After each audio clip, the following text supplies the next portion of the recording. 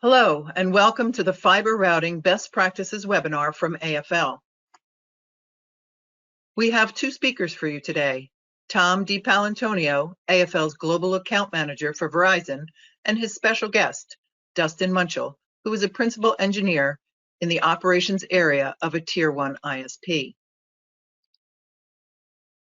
For some background, AFL stands for America Fujikura Limited, and we are part of Fujikura, a $7 billion global manufacturing and technology leader in the telecom, energy, automotive, and electronics industries. AFL is over a $1 billion company that focuses on fiber optic products and services. AFL's product line offers its customers a comprehensive end-to-end solution that starts with fiber optic cable and spans connectivity and equipment to test, install, and maintain the network, conductor accessories, all the way through services and training. And now I will pass it over to Tom DePaolantonio. Tom? So thank you, Barbara. Appreciate it very much. And as we go forward, I want to thank our audience. I want to thank also Dustin for taking part of this. We did a cleaning and inspection webinar not too long ago, and then this. Hopefully this will be just as effective. So thanks again, Dustin. And as we move forward, any questions y'all might have, please send them into the chat and we'll address those at the end. Going forward, what we wanted to do is capture on why fiber management, and really these are going to be the key topics that we talk about. One is being able to maximize the available space that you have. As the bricks and mortar starts to shrink down, so does the opportunity to reach out and go deeper into the network. So you have to be more efficient in doing that. How do you future-proof your network? We're going to talk about that as it moves from 10 gig to 40 gig to 100 gig to 200, 400, and even beyond. We're also going to talk about how do you generate revenue faster? What are some of the tips and tricks in doing that? That also by generating revenue faster, you do that also through reducing your cost. What's the cost factor, or let's say the value proposition? And then how do you improve your network performance? Very, very important to understand that. Dustin's going to talk a lot about that because through the eyes in which he has seen a lot of networks and their performance. And then you want to be able to grow at your desired rate. So the purpose of this too is to help the audience understand is that you want to buy what you need for that given time, but also that you have good expansion. So with that, Dustin, did you want to chat on this just a few minutes? Yes, Tom. Well, thank you for having me join you all again. So a lot of this, so why do we deal with fiber management? And I always use it from the perspective of the technicians. So, you know, from a technician's perspective, they don't want to be walking into a space and find that they need to deal with a mess on their hands. So, but yes, it also ties into network growth, you know, generate revenue faster by being able to put in orders quicker and having to deal with reduced costs with as far as installation time, as well as further maintenance with regarding to improving your network performance and future-proofing your network. You know, we'll see later on where we have a couple scenarios that, you know, people didn't necessarily plan for the future and they have a mess on their hands that they have to deal with. So yeah, you gotta be able to deal with your fiber management with inside your networks to be able to grow your network. No, that's a great point and a leading segue into our next slide, which, hey, if I'm going to give you a work order to go run this order, here's a perfect example of how would you deal with this nightmare? Yes, certainly. So when you walk into a space, especially like you see there on the left, you have a lot of cables, jumpers, etc. So if you're walking into a space like that, you have the potential of causing additional network outages. Simply because if you're wearing a tool belt, maybe your tool belt gets caught on one of those cables that are strung within your work area. Also, too, you run into these spaces sometimes where the lighting isn't always the best, so you can't necessarily see everything. You have all these additional cables that are in your way, and also, too, it's a safety concern. You know, if you're walking into this space and you do have the poor lighting situation, the cables aren't managed properly, and you happen to trip and fall over one of them, you know, it could end up being a triple whammy where you've caused not only a network outage, you've also hurt yourself in the process. So proper fiber management and cable management in general is very important from the technician's perspective that's there on site, especially, as well as all the other items that we touched on previously. But from the technician's perspective, especially because, again, as I mentioned a minute ago, they're the ones who are working in this space and dealing with, as you see here, the spaghetti junction. Yeah, that's this is really a poorly built system over time, you can tell.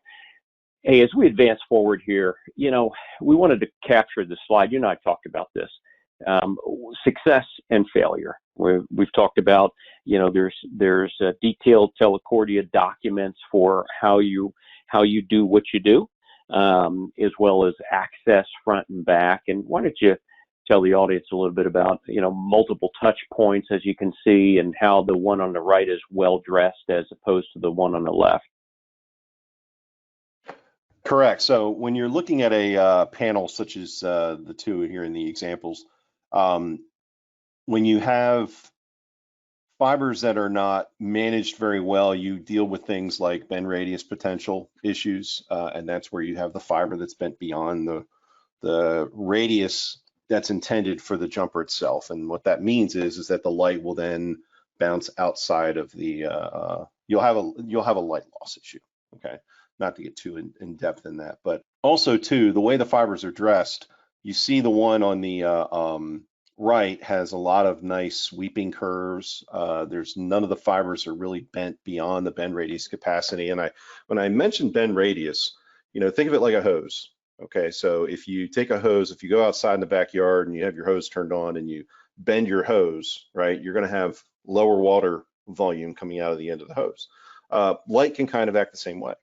So when you bend your fiber beyond a certain capacity, less light will come out of the end of it. And there's a few other things we'll touch on later that can potentially happen. But, you know, having those nice sweeping bends within the back of the panel, that certainly assists with a lot of your potential bend radius issues. Also, too, if you're trying to do any sort of management with inside the panel on the left, it's going to be very difficult when you're dealing with a 144 panel or whatever the volumes are, and you're trying to get your fingers inside those panels to go ahead and extract connectors and do your inspect and cleaning and your troubleshooting and hooking it up to a test set. That's a great point. So Dustin, when we put this slide together on the good, bad, and the ugly, we wanted to show the audience of where a good fiber panel, if it's not maintained well, or even if it's established well, where it could be or where it could go to. And I wanted you to talk more about that. Yeah, certainly. So let me just kind of start with the ugly and we'll finish with the good. I always like to end on a good note. So looking at the ugly, as you can see here, you know, when I'm a technician and I approach that particular nest of yellow jumpers, that really just doesn't make my day. You know, I look at that and say, oh gosh, I got to go ahead and work inside that particular environment. So there's a lot of issues there. Obviously, you know, it doesn't present a very good image as to how your company and or your team takes care of the network. So it does have sort of a poor image, if you will, of the way the network maybe be taken care of. But also too, there's a lot of potential there for outages for other services if you're trying to work and do maintenance or installation or disconnects on that particular ugly route. And we don't want to see that, obviously. That's not something that you want to see on a regular basis. It just makes things, it just doesn't make your day. It makes things frustrating when you got to work inside that type of environment. Moving on to the bad. So what you have here is a lot of cases where jumpers may have a bend radius problem. Okay, and as I mentioned with bend radius, so I kind of use the analogy with bend radius like a hose. You know, if you go in the backyard to your hose and you turn your spigot on, you take your hose and you bend it in half. Well, the volume of water that's going to come out of that hose is going to be less.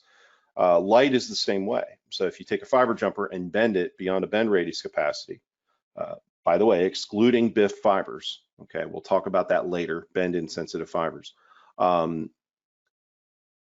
Standard legacy jumpers, if you bend them beyond a certain bend radius capacity, it will lessen the volume of light that's coming through it. So you could have potential issues there. But also too, the way the jumpers are kind of crisscrossed from one another, if I'm trying to do maintenance work on the card that's in slot number 2 from the left, and I have a jumper that's plugged into slot number 3 from the left that's right in front of it, and I can't do any sort of maintenance or do a card swap of card number 2 because that jumper that's plugged into card number 3 is in my way, well, guess what? Now I'm potentially taking 2 customers out of service.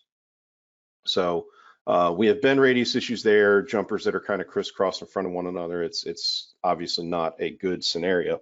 Then ending on the good. So there you see a very well managed fiber routed piece of equipment. Jumpers have nice clean sweeps. They're managed properly. They're utilizing all the paths that are there in a correct form. And it just looks nice, and it presents a well-managed network. Yeah, and I wanted to take that good slide and really expand on it, the best practice. So, you know, you and I have talked about this, and I know you're going to go more into details, specifically on the one on the left, but, you know, through scalability and flexibility that we talked about from the beginning, some of the things that, you know, I'd like you to hit on, Dustin, is, you know, like the small form factor, right? As the platform starts to shrink and the connectors start to get smaller, you know, there's different scalability, but flexibility of these platforms by having different trays, having different cassettes it can plug in. As you can see, the one on the right has latching mechanisms because the connectors are becoming very, very small. So they, you know, so it's built that way. You know, what's your thought on best practice, especially starting with the slide on the left? So yeah, the what you see here is you'll have different panels and different flavors from varying manufacturers as far as the different ways fibers can be routed. And as we grow, or as we transition our networks into higher volumes and smaller spaces, that's becoming more and more of fiber routing is becoming more and more of a necessity. So, you know, you've had in some cases where you had a panel that supported 144 fibers in a maybe a thinking it might be an 8 or 10 RU space in a rack, and now you have them where they can be double, triple, quadruple that in a much smaller RU space, in a rack unit space. So the size of the jumpers becomes smaller. The connector sizes become smaller because they can be, you can get higher volumes within a particular panel. And that means too that a lot of cases there may be requirements that you might need smaller diameter jumpers. You know, our legacy jumpers may be 2.0 millimeter, and some of the newer panels may require that you use 1.6 or 1.2 millimeter jacketed jumpers, and that just means the outer diameter is a bit smaller, and it's going to be a bit supportive of the higher volumes inside those tray clips.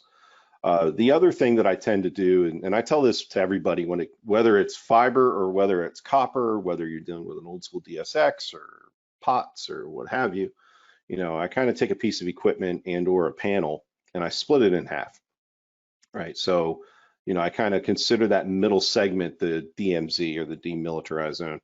And I do not cross that segment or that section, right? That invisible line, that invisible border. So any connectors that on a piece of equipment or on a fiber panel, whether it's a MUX or a fiber panel or a piece of network equipment, I kind of split it in half, and I take all my jumpers and I route that. Those that are on the left-hand side, they go out of the left-hand side, and those that are going into the right-hand side go out of the right-hand side. And, you know, so I continue that sort of rule to ensure that I don't have an overabundance of connectors going out on one side, because as you can see, those clips are not necessarily designed to manage all of the jumpers that are inside that panel. So And again, that rule is not a new rule. It's something that, we've held true for a long time within the copper network, or we should hold true in a copper network, but I've seen evidence where it doesn't always hold true. So yeah, the fiber management clips are there to prevent, number one, bend radius issues. Number two, they kind of, as you manage those trays and slide them in and out and those cassettes, and you move them in and out to add orders or disconnect orders, they kind of keep your jumpers also out of the way to prevent them from getting pinched inside the panels as you close the doors and slide the trays in and out. So there's, and they also to keep the bend radius rules adhered to. That's a great point. And that really sets us up for the next part, which is fiber slack, right? Spooling, and how do you do it, and how you should really spool the fiber if it's you have too much slack, or sometimes when it's if the jumpers are too short. So I'm going to throw this over to you. What's your thought on this? Sure. So when it comes to fiber slack, it usually begins either at, I always kind of say that fiber slack begins with either one, the decision of the technician to grab the right length jumper, or two, the network planners and the engineers who designed the installation and ordered the length of cable that was necessary to connect the piece of equipment. So you kind of have two areas there that you have to be mindful, and it all has to come down to what is the proper length. So the spooling mechanisms that you see on a lot of newer equipment, and actually they've been around for a little while, these spooling mechanisms are there and designed to support any additional slack.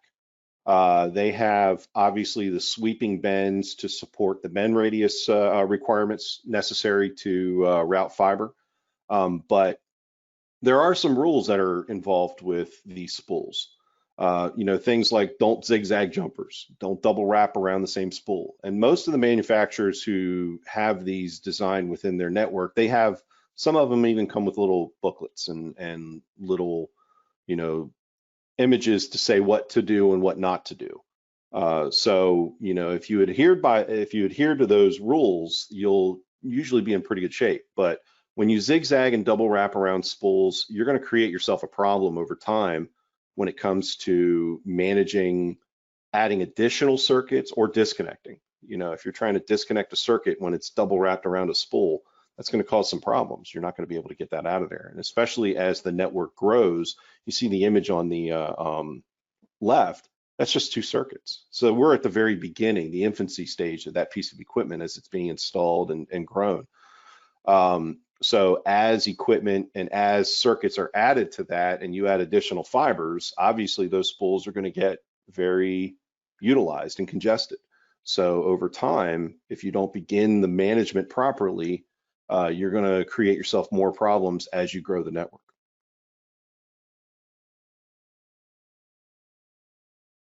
Now, when you look at the best practice comparison, and this kind of, the last slide that leads into the one on the left here of proper management, we're talking about the drip loop and it's, adequately to be able to manage the breakout, as opposed to that on the right. I know you've seen this before. You and I both have seen a lot of this, especially, the fiber slack and just allowing that spaghetti junction to the right. What's your thought of why this happens? Certainly. So what it's a number of things, right? So what you typically have is on the right during an installation of a piece of equipment, it begins obviously with good engineering, right? Good engineering, proper engineering, ensuring that your lengths are documented and all the supplies that are ordered for, whether it's the jumpers or the cables, are engineered and ordered correctly as far as the lengths are concerned. That way you don't have to manage a whole lot of excessive slack, and you can have a nice drip loop and bend radius that's going into your equipment.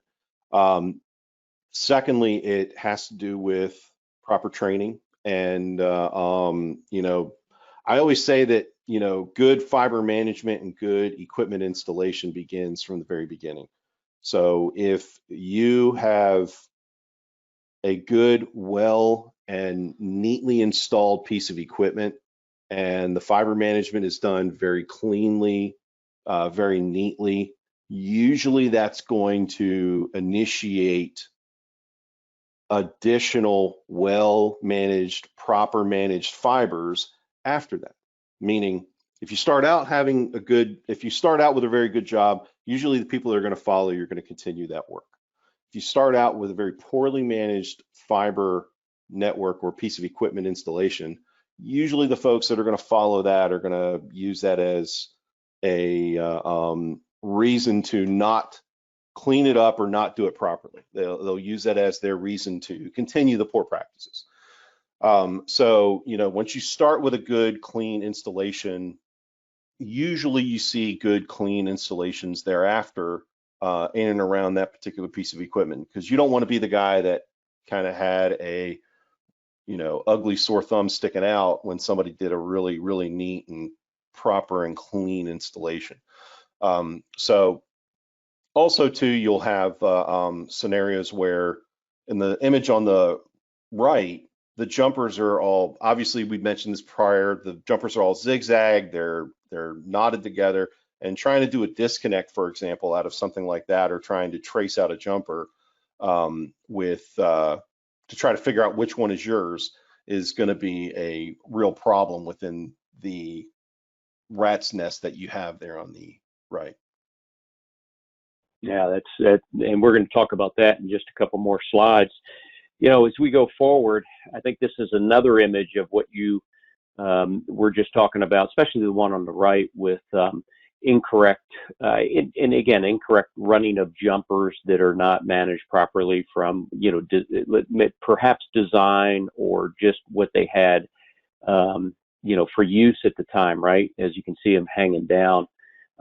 This is another great image of what you don't want to do on the right, and obviously a great image of what you do want to do on the left. Don't you agree?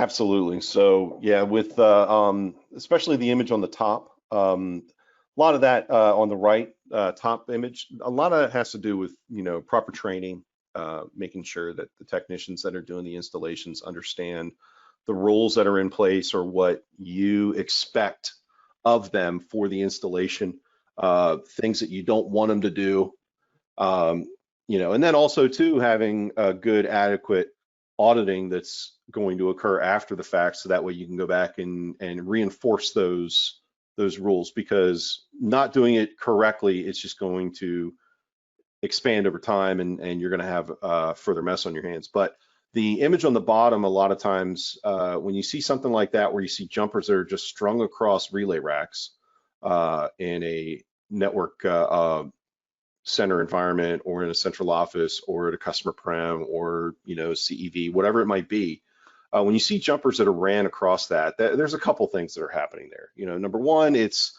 we got to get the order in right now, and we can't wait on something to be re-engineered if we don't have a path between lineup A and lineup B. So the final last words is always, we'll go back and fix it. Well, then 2 years, 3 years later, it's always, yeah, we'll go back and fix it, and it's never going back and fixed. But having that open line of communications between the field and the engineers to say, hey, we need to have an additional path between two lineups to correct this particular type of fiber run here that you see in the bottom image. That obviously there's a lot of bad things that are happening there. You have the jumpers that are kind of crossed over AC lighting, and they may exceed some sort of drip loop, or they could cause a bend radius problem, or for that matter, they are a safety concern.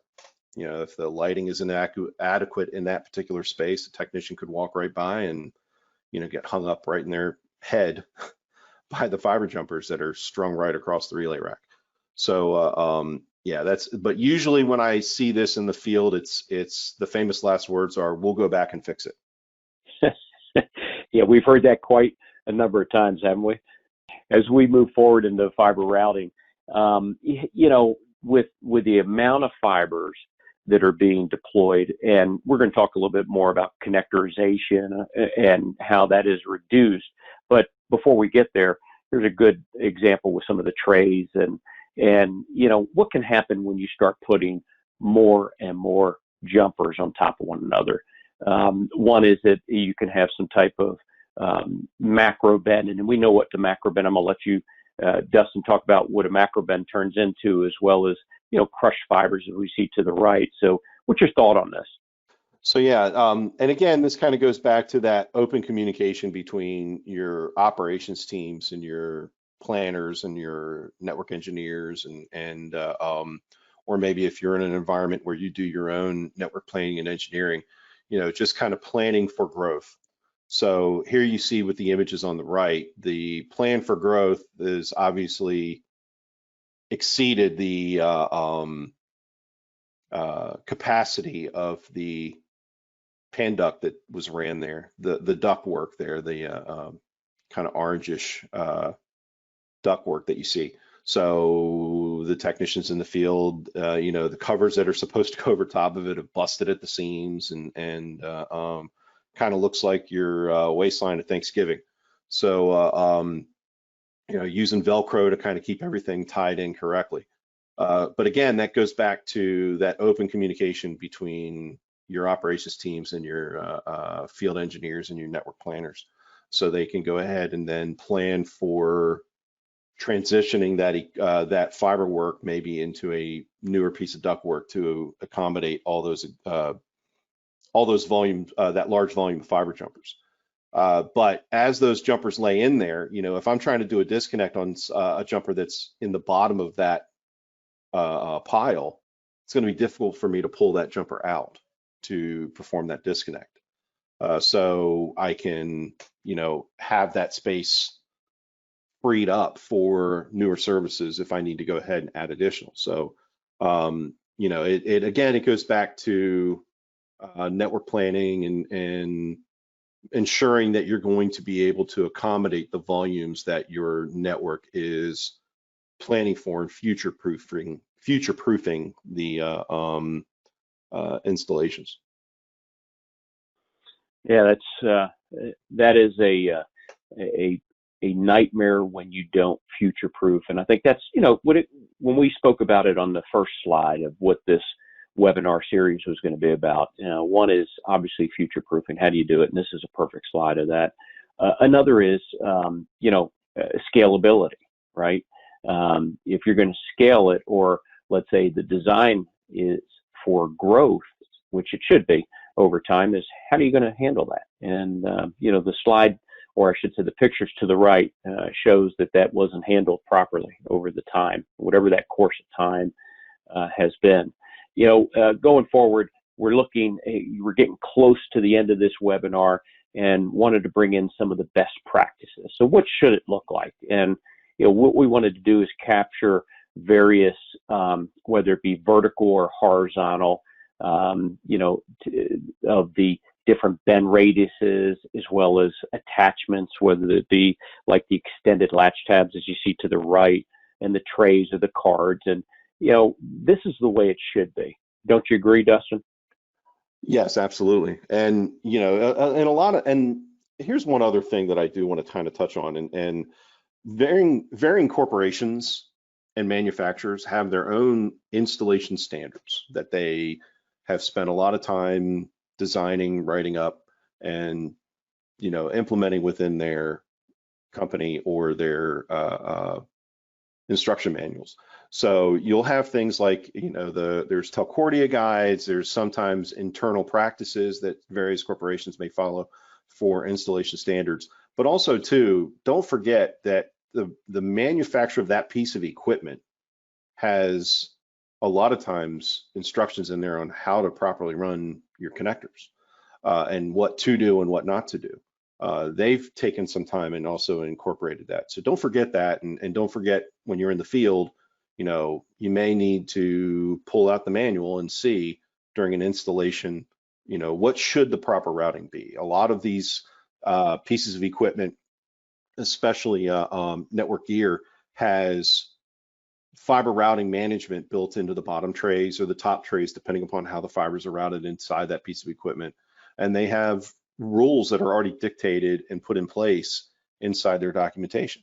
So don't forget about that, and you know, read up on your information and properly educate your field to understand how the fiber routing should be on a particular piece of equipment, because it's not always the same. Different manufacturers have different methods on how they've done it.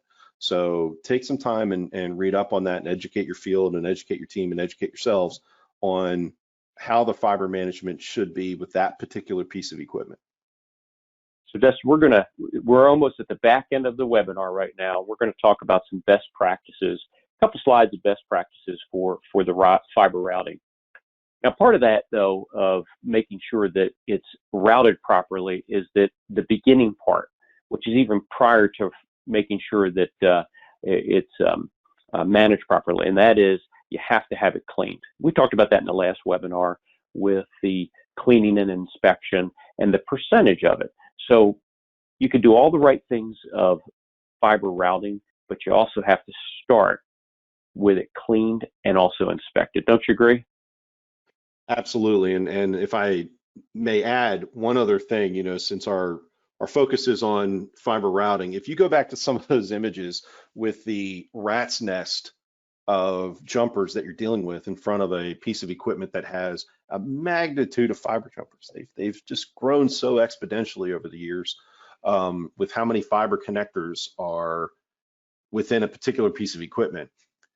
You know, one of the things that we talked about on the last webinar was making sure that you not only clean the connector, you also clean the bulkhead that you're plugging into. It's very difficult to access that bulkhead if you have a bird's nest of jumpers all around it and you're trying to get your fiber cleaning equipment inside that bulkhead to inspect and clean. So, you know, the two are kind of tied together in that, you know, I can't properly clean a bulkhead if I can't get to it. So if I can't get to it, then I may make the excuse that I'm not going to clean it and inspect it because I can't get to it. And I can't get to it because the fibers have been mismanaged for however many length of time it's been there. So we're going to have a slide to show that shows that rat's nest as you discussed. I think it's the next slide or one right after that, and we'll point some of those things out that you had mentioned. You know, what's also important is we get further down the line of larger quantities of fiber. This has always been around, but strain relief. You know, you've talked about BIF fiber, bend insensitive fiber. There's so many different series of that now. There's also UBIF, which you can even have a tighter bend. The problem happens, though, is that you got to have the proper strain relief, and that depends if it's an older legacy product or even in a newer product today. What does that look like? Take a minute to talk about what strain relief should do and why you should have it. So strain relief a lot of times is just taking the stress and taking the pressure off of the connectors. So when you have connectors that are plugged into a network panel or in a piece of equipment, you know, you don't want to have excessive amount of strain on those connectors where it's going to potentially create a bend radius issue, especially on older fibers. As you mentioned, bend insensitive fibers. So back to my analogy with the hose, bend insensitive fibers, if I took that hose and bent it in half, the water would still flow out of it if it were a quote unquote bend insensitive fiber. Same thing with jumpers. So when I bend that fiber, you know, significantly beyond the bend radius allowance, right? Not pinching it in total half, but, you know, significantly beyond the bend radius, light is still going to transition out of that connector with very little adverse effect. But you still want to have that strain relief at the connector because, you know, you're not going to be able to have connectors plugged into a piece of equipment and have them banjo tight, and they're going to begin to, you know, put a lot of stress and a lot of strain on that boot of the connector. So strain relief, you see a lot of times where there'll be a loop, a service loop, if you will, to kind of help with some of that strain. Also, too, as you see with the image there in the upper right-hand corner, you'll have fibers that may be routed through channels that have some sort of protective plastic, or you'll have connectors that are tied to framing equipment inside the space that are protecting the connectors from however it's being adhered to the frame. Meaning, if you're using wax twine, if you're using tie wraps, whatever that connection is to the frame, you would have some sort of protective wrap. In the field, we usually call it fish paper, or you may have some other form of way to protect that connector, and that's just to prevent any sort of long-term friction on that connector and potentially reducing that flow of light, if you will, but also to protecting it from any kind of any sort of vibrations where it might begin to create friction and rub on the connector, as you see there in the upper right hand corner. Yeah, it's a great point. You know, one of the things that we wanted to also address as how do you future-proof your network? You know, one of the things is whether you're using you're going to use the patch cables on the left as well as the trunk cables. The neat thing about how the industry has moved is, you know, years ago you'd have a variety of connectors, and then you had variety of lengths, and then depending on the whether it's a 6 or 12 pack and how it was laid out. Today, what's neat is that you have whether it's patch cables or trunk cables, the ability to have polarity reversible. So whether it's polarity A or you have to reverse it to B, you can do that with the same cable. You don't have to buy two different series of whether it be patch cables or trunk cables. Also, when we talk about like uniboots or extended latches, some slides prior to this one, it showed a blue extended latch. So when the tray is recessed and you need to take out that small form factor connector, you're not getting your hand, the technician doesn't have to put their hand in there and disrupt other active fibers. So they're able to do that because of technology such as the extended latch. And then another thing on the trunk cables is that we call it gender reversible, meaning that instead of having, well, I have cords that are, especially in the MPO world, they're pinned or non-pinned, so they make that connection. You can actually change the polarity, A to B, but then you can also change whether it's a pinned or not. So now that connector becomes very useful or scalable, flexible in your network. So you're only dealing with one connector, one jumper, and you can change and morph it according to your design. It also has pre-terminated breakout lengths and then pulling eye, as you can see for the grip option. So there's a lot of advancements and innovation that's going on in fiber routing today, what's passed on. The key is whether it's going to be used or not by the technician or by the companies. Now the next one is, if we go back a couple slides, you'd mentioned about the rat's nest on the left. This picture, Dustin, I hate to say it, was taken, and when it was provided to me, was of a new build just recently, probably within a couple years, and I think that's probably where you inherit a mess, and that's something new. So this isn't an old picture. This is a very new picture of a new network, and it's really a shame because someone has to go in there and troubleshoot. And as we talked about, when you inherit a mess, is all right, well, what do you do to troubleshoot it? And on these slides here, or this slide, I wanted to show that there are some ways, especially as you move into more of the multi-fiber, whether it's a fan out or whether it's an MPO of 12 fiber connector to a 12 fiber or a 24 to a 24 in one connector and the ribbon cable. You have the opportunity of using, and still this has been an old technology that's been advanced called optical fiber identifying. And you're able to see if you have light, not traffic, but light on that fiber. The technology to the right allows, like that rat's nest to the left, is a multi-fiber identification system. So you're able to put multiple lights over that fiber and detect whether it's active or not. And then last, but certainly not least, is the ability to measure power. So today, because this isn't going to go away, it's still out in the system, which is inheriting a mess. Companies have to produce products to be able to help the technician find and run trouble, to find where the issues are, whether they be the brakes or some type of, as you mentioned, Dustin, hoses that are bent and, leaking water. And in this particular case, maybe leaking some light out. So not sure if you wanted to touch on that at all. Yeah, so it's and as you mentioned, if this is with this being a new install, it's going to make things a lot more difficult as things progress. And the reason for that is that if you ever did want to take the time to try to fix that, obviously you would be taking services down to go ahead and try to correct that and make that a little bit neater. So it's sort of a shame where you would end up having to take, and you can see how many fibers are there, and take that volume of fibers out of service, or intermittently drop certain customers at certain periods of time as you try to go through and fix that.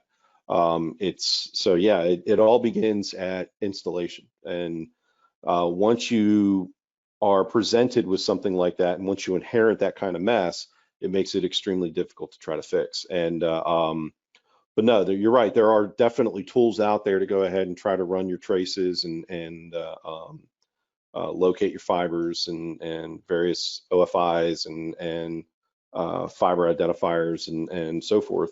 And sometimes it's just a matter of running your fingers across it and try to figure out which one's yours. But as you go through and try to do a installation or a disconnect on that particular mess, and there's a lot of potential there, taking other customers out of service in the process. Yeah, you're not kidding. That's I wouldn't want to run trouble on that one. I think I'd pass. So we're at the last slide, and what we've done is a checklist here of fiber routing best practice summary. And 1, 2, and 3, Dustin: network and infrastructure planning. I think you talked about that with the engineering. Make sure the engineering is sound and the planning, and then just like the manufacturers, they all send documents out to follow. Whether you follow them or not is whether you build your foundation and you anchor into something solid. And then obviously it goes to the installation, and then obviously, which is we've seen over time, Dustin, is network documentation has if it hadn't started early on, then it doesn't get better. Right? It's very difficult to get better. And so we wanted to put this checklist together after you and I talked, and didn't know if you want to just touch on any of this since it's our last slide. Certainly. And as you pointed out, when it's not taken care of from the very beginning, it'll snowball.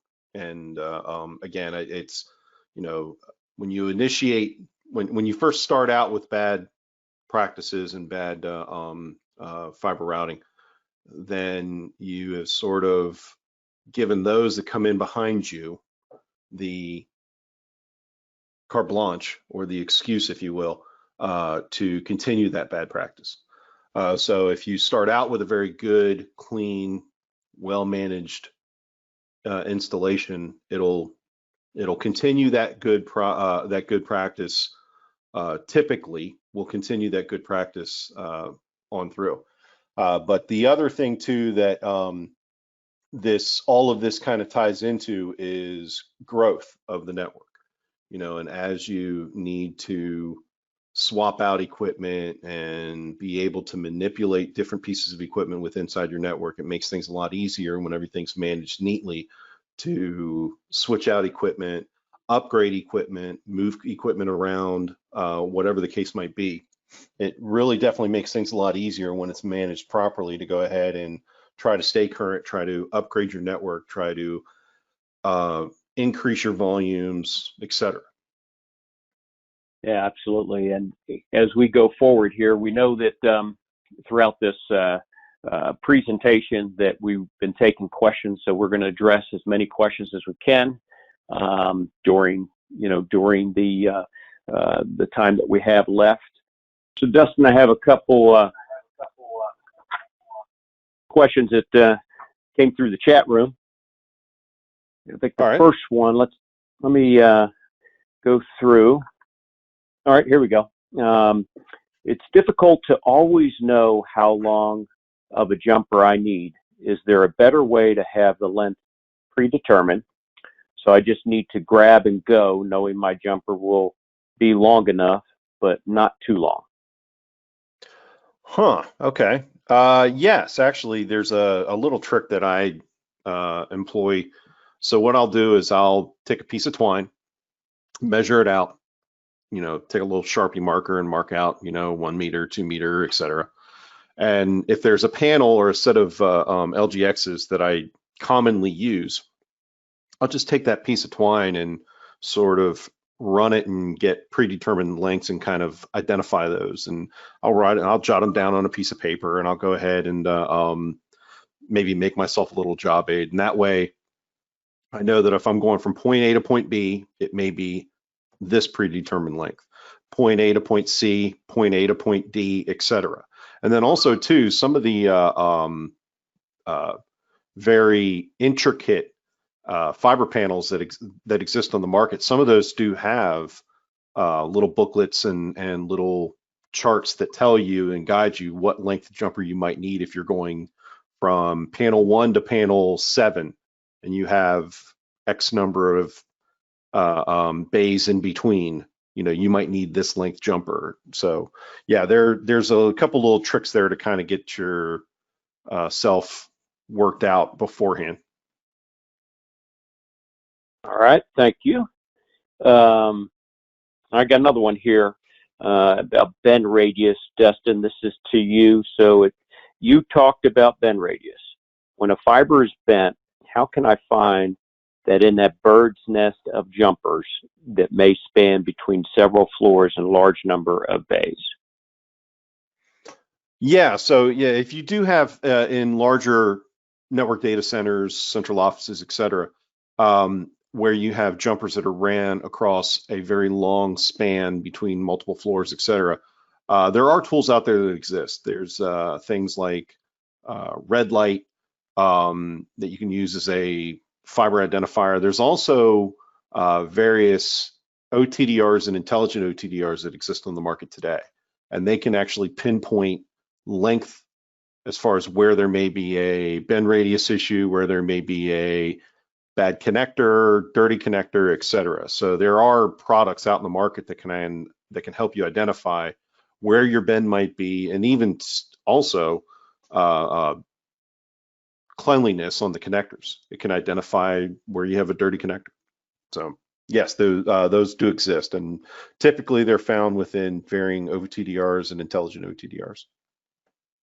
Yeah, that got really, that kind of talks about, pardon me, talks about like return loss, right? Because the cleanliness is also affecting the optical return loss, which obviously the intelligent OTDR can pick up as well. Don't you agree? Absolutely.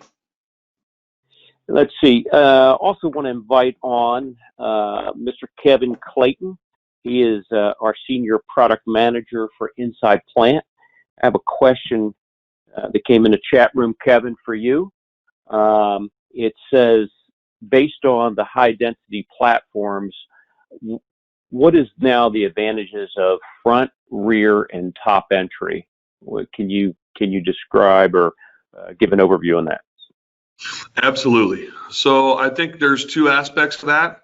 The first aspect is going to go to kind of the design intent from the very beginning, enabling its scalability. Okay, so when you're thinking about where your network is going, I think there's just a sheer amount of fiber, as you discussed throughout here, that you could have really requires, if you're going to try to scale, that you really have access, in the front and in the rear and on the top, to be able to get in there very effectively and allow the technicians to do adds and drops as they go to grow the network. And then the other piece, obviously, is when you think about the maintenance side of things, and when you do get that many fibers in a panel, again, some of these high density panels now, you have a lot of fiber and a lot of money running through those bandwidths that are coming in and out of that panel. So you want to be able to get to those fibers very effectively after the fact and having access from the front, from the rear, and then also from the top kind of enables you that ability to get in there without disturbing a lot of the other fibers around the individual ports that you're trying to get to. So it doesn't really matter whether it's an LC or whether it's an MPO, having that access in front, back, and top really enables you to get in there effectively and do adds and drops. All right, I got 2 more questions on the chat room. Kevin, this one will go to you as well. Somebody wrote in and said, can you provide a little bit deeper dive on the pinned and non-pinned, how that works, the being able to switch out on an MPO? Just real quickly to hit that one again, really just think about it from the perspective of, again, that gender, that male female approach of pinned and not pinned. It really comes down to how you have your network set up to go to that active equipment, how you're going to interface with those MPOs and the cables that you're trying to run to and from, both in the rear and in the front. So having that ability to do the gender reversible in the field just enables that if you come across something that a system that's already set up, you have the ability to both put in new from the perspective of having something pinned, and then if you're trying to address things that are already in the network, you have the ability to go back to non-pinned if you need to have that mateability out there in something, a system that's already installed. Awesome. Thanks, Kevin. Appreciate that. Justin, I have one more for you that just came in, and it said, so would you start documentation from the beginning?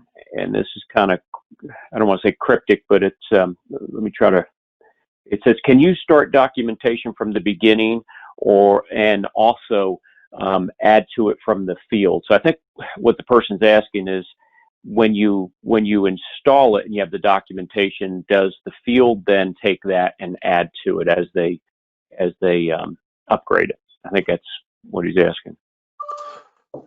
So yeah, I mean, it's always important to take whatever the manufacturer provides you, right? Whether it's different fiber panels or different network pieces of equipment, and they lay out inside their documentation how the fibers should be run to make it successful within their piece of equipment. It's imperative that you take that information and use that to make it work within your network, right? So just because the manufacturer provides it to you and says, this is what we think that you should do, won't exactly always fit every single need that would occur in the field. So it's important to go ahead and take that feedback from the field and update. If you have your own internal documents written for your own network within your corporation, to take that information and adjust it to your needs, certainly. And in some cases, it doesn't always hurt to also take that feedback back to the manufacturer and say, hey, look, we went ahead and tried this, and this is something that we noticed when we were working in this type of panel, and it wasn't really working, but when we tried this, it did start to work, and then they can go ahead and make their adjustments accordingly. So yeah, it's always, those types of documentation are always living, breathing documents, and they can always be updated, modified, corrected. Yeah, so it's certainly, but you also want to take that information and use it how it'll work best for you in your situation, right? It's not necessarily something that is set in stone. It's a living, breathing document. So you always want to make those adjustments within your network. Gotcha. Well, I think that is all the questions I have that have come through on the chat room. And so as we finish up here, I want to thank the audience for the participation and the questions and just the time. I know everybody's busy, but to be able to take time out and jump on a webinar is always, hopefully this will be fruitful for everyone. Also want to thank Dustin as our subject matter expert. Thank you, man. Appreciate your openness and willingness to be on here. Certainly. Thank you for having me.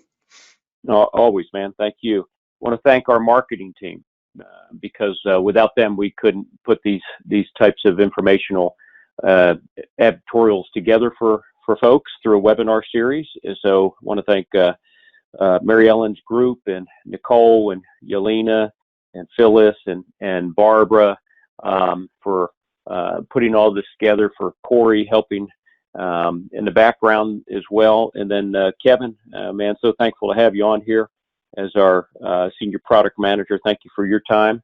And folks, at the end of this, you will, if you've registered, you will be able to get an email will be sent to you with a link. So if you want to go back to this and reference it or anything you need, you'll have access to it. So I want to thank you guys for being on, and hope to talk to everyone again very soon. Have a great day.